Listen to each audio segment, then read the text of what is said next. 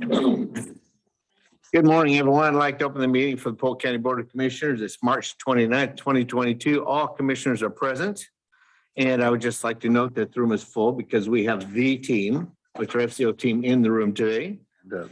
First up, I'd like to look for, please join me in the Pledge of Allegiance. I pledge allegiance to the flag of the United States of America.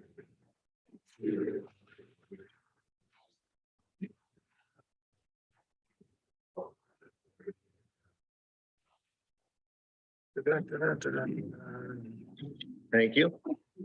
Next up, link for approval of minutes from March 22nd. Second. All those in favor, please say aye. Aye. Aye. Motion passes. Next up, Child Abuse Prevention Proclamation. Stephanie Gilbert. Morning.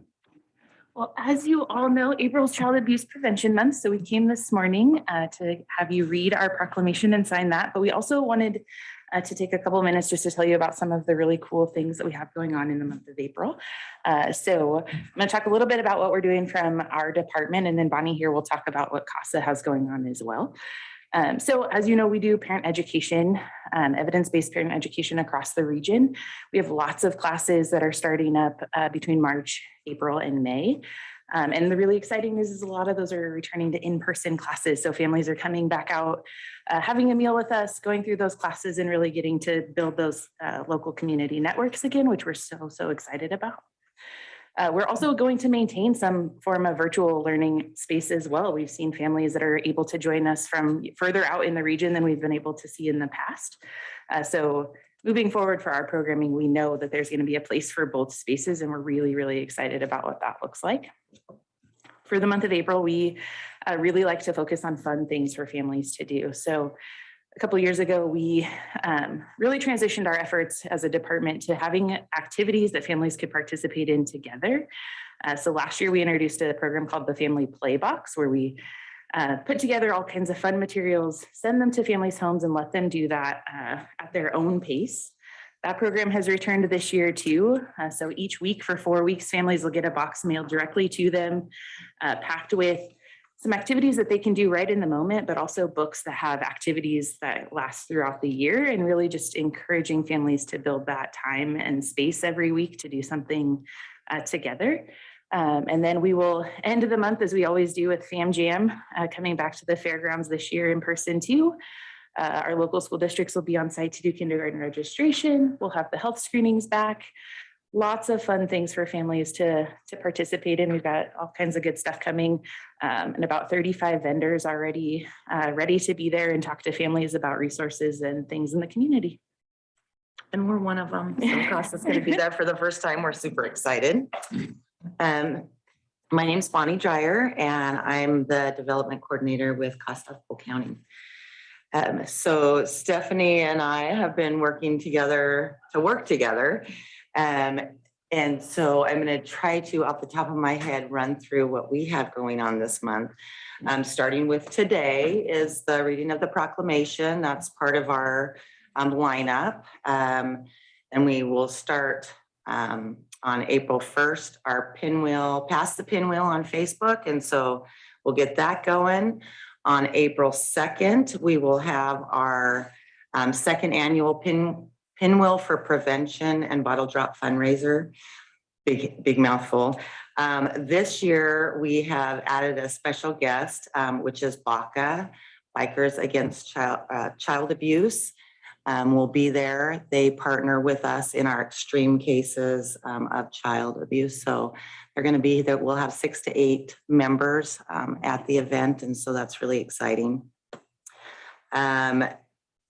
And then we are doing the Fam Jam. I think that's it. With the event, the blue bags for cans and bottles we're looking for donations. We're going to be handing out our pinwheel gardens. We've got 40 people that are putting those out, hosting those in the communities. And so we have going on. Very much. So one thing I would like to, because we don't ever get the FCO team, the team in this room. So would you introduce your team to us? Yeah, we've got a few of them here. So we've got our two prevention coordinators, Abby, Warren, and Annie. We've got VSO, Nikki, and Eric here. And then we've got one of our family resource navigators, Cherie. And then I think we've got an intern, Amanda, with us. And then our friends from academia. And we'll introduce them when it's time. That's And I'm great. Brent and I'm with that group too. Occasionally. Start? Yeah. Just recent? Brand new. And Mike too. I don't know if we want to recognize them or not. It's up to you. That's Casa, yeah. Mike Barnett, yes, with Casa. So let's read this proclamation. So before the Board of Commissioners for Polk County, Oregon, in the matter of proclaiming the month of April 2022 a Child Abuse Prevention Month. Proclamation number 22-01.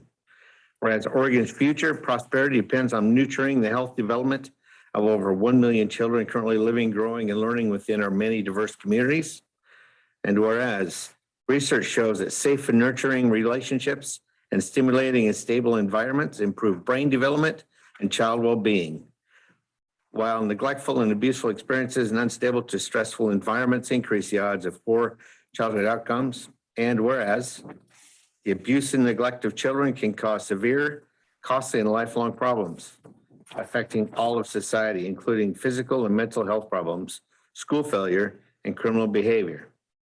Whereas individuals, businesses, schools, and faith-based and community organizations must make children a top priority and take action to support the physical, social, emotional, and educational development and competency for all children.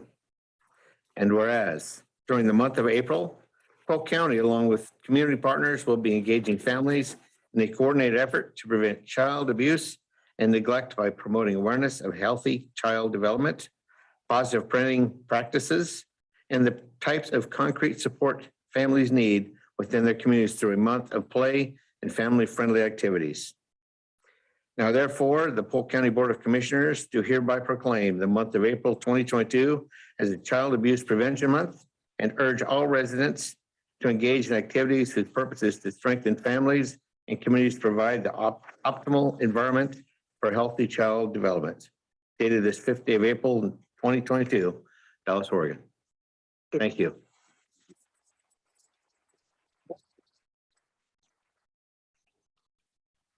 I think the DA wants to speak about it too. Yeah, would you like to make any statements on this while we have it? We're just here in absence of the proclamation. We thank the commissioners as always and Brad and his folks for doing this and starting the month off right. Thank you very much. And I should have introduced him as District Attorney Aaron Felton. My apologies. Child care update, Jessica Sheldon And Brent, and Brent DeMo. Good morning, commissioners. Morning. Could I ask DA Felton a quick question? Absolutely. Do you want to introduce your Renee Pena to everybody too? Because it's going to be good for everybody to know who she is because it really connects with my whole team. So you guys all take Sure, I'm gonna notes. stand over here so I can see her. And I didn't tell her this was going to happen. So this is Renee Pena. She is our new victims advocacy supervisor. And I was happy to bring her. I wanted to have her be part of this and introduce her to our community folks. And I'm going to make this worse. Would you say a couple words about yourself, Renee? Oh my gosh, a couple words about myself. Yeah, so I'm new to the DA's office. I started over in the DA's office in November.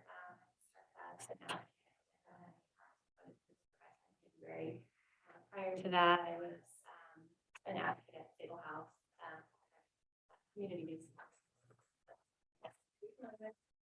I live in Dallas, local here, a daughter. Welcome. Welcome. Very much. Hey, Abby, Yeah. get ready to say something about being a parent because I'm going to call you out. Okay, cool. I'm ready. Here. So good morning, commissioners again, Brent DeMo and Jessica Sheldon. I just have this huge smile on my face because one of my all-time career dreams is about to come true, and that is having employer-sponsored childcare on site for county employees. And we're just super, super grateful to the leadership of the board for doing this. As far as I know, we will be the first of 36 counties to have on-site childcare. I also think it's important, since there was a little talk on Facebook, this is not a free service for employees. They are paying for childcare, but it will be on site at the Academy building.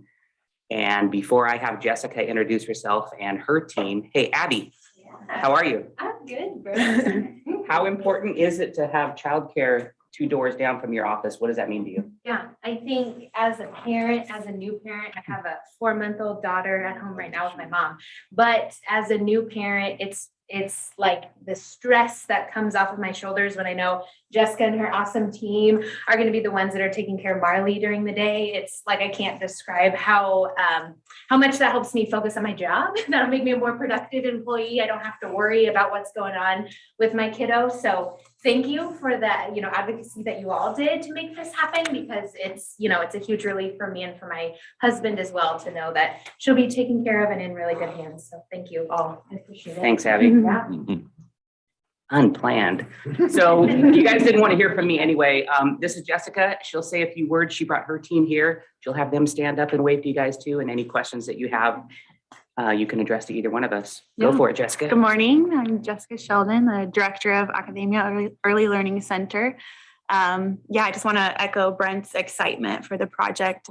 We are incredibly excited and grateful to have this opportunity to provide this service.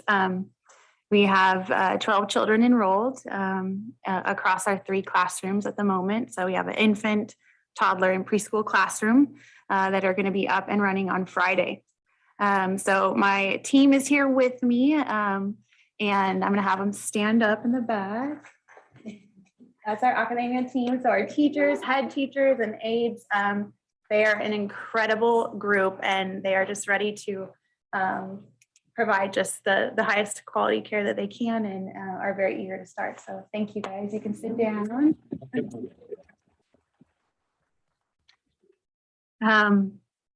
But yeah, I've received a lot of feedback so far from parents like Abby that are incredibly grateful for the service, eager to start. Staff are also excited to be a part of the project. And all the children that have toured the facility are also just incredibly eager. It's a beautiful space. And we've even had some kids that just didn't want to leave and asked to live at the childcare. So so that speaks to the quality of the facility. But yeah, we're excited to start, and we're going to be eager to continue to provide you with information about details of the program as we get up and running. So Any questions? at yeah, this any point for questions? us? I couldn't be more proud either. I'm just in awe of the work all of you have done to get us to this day and the launch on Friday. And I know probably more than most about how much work that has been and how challenging this really is. So we've met a lot of obstacles to get to this moment, and I'm confident there will still be some. And I thank all of you back there for being part of the solutions to one of the biggest challenges is the workforce needs. Yeah. And, just getting folks like yourselves to be engaged in this work. It's hard work. I absolutely understand that. I have 4 grown children and 11 littles behind them. So I know, I get it, how hard this work can be. And for my family, who none of them live here, but I know how hard the childcare issue is with them, because my kids with their littles have just the same challenges, and constantly tell me as my kitchen cabinet, my advisors internally, about how important this work is. So I hear this from a lot of people, albeit that there are lots of differing opinions, as Brent kind of alluded to. There's been some challenges with social media on what is effective and affordable, et cetera. Everybody has a different opinion on that. But my position is that as an employer, I think this is part of our responsibility as employers. And it's certainly our responsibility as community members to try to find and engage in new pathways for childcare. If we wait for the federal government to solve this problem, we're going to be many generations at best. So it doesn't appear that there's an appetite for that. It certainly doesn't appear there's an appetite for it in our own state house. And we all know it's an infrastructure challenge for us. We can't have a successful workforce pipeline if we don't have successful childcare. So I'm soapboxing a little. I apologize for that, but I'm especially grateful to Jessica for stepping up and taking on this challenge because this is a big step for you. And so I applaud you for that.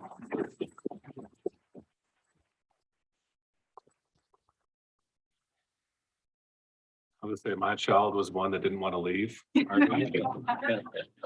drew left lots of art behind, muddied up all your toys and then just left like a jerk. Could be more supportive if you held your child back from going to kindergarten to experience preschool again. He would love that. Perpetual preschool would be great for him. Beautiful facility, and we really enjoyed getting to know you, Jessica. Thank you so much for all you do and your team. Welcome. Thank you, Commissioner Gordon.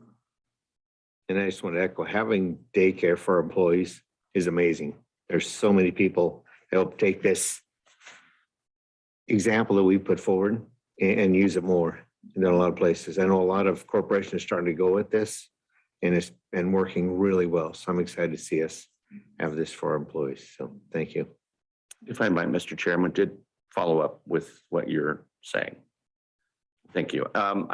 Again, to that point, my position has been, if we can show an example and even a playbook on how others can follow this lead, we've succeeded as county government, in my view. And I know that all of you as an FCO team and others have engaged in a lot of other firsts in this county that others like to follow. And you're always being asked for the playbook, right? And so I know that that's something that we're likely to have other community partners, corporations, business owners of different kinds that are going to say, how did you do this?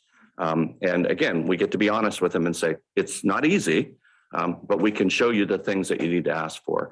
And so finally, I want to make certain to give Brent and his beautiful wife, Lisa, credit for so much of the work getting us through these challenges and, you know, the regulatory process to get us here. Would it be inappropriate to start charging for our playbooks in the future? I don't think so. Copyrighted. Have a little income stream there. Take a TV commercial call now. Yeah. Yeah. Sounds like a curriculum we can. I appreciate that, and I'll also pass that on to Lisa. Lisa was the project manager on the childcare stuff for the county, and she really does get all the credit. I'm glad you threw me in there a little bit, but you know the truth. Yeah. It was Lisa. Cool. Well, thanks for letting us come today. I'm hoping that if there's not a ton after this, that we can grab that picture that we always do for our social media and Facebook with the commissioners. We'll all just gather around you for a quick shot before the meeting or after the meeting ends. If you guys can stick around for a minute. Absolutely. Cool. And to all the daycare, thank you for joining the team and being part of the family. So appreciate it. Thank you, guys. Thank you. Thank you. There you go. Next up, non-listed items. None. I have none. Hearing none, we're adjourned.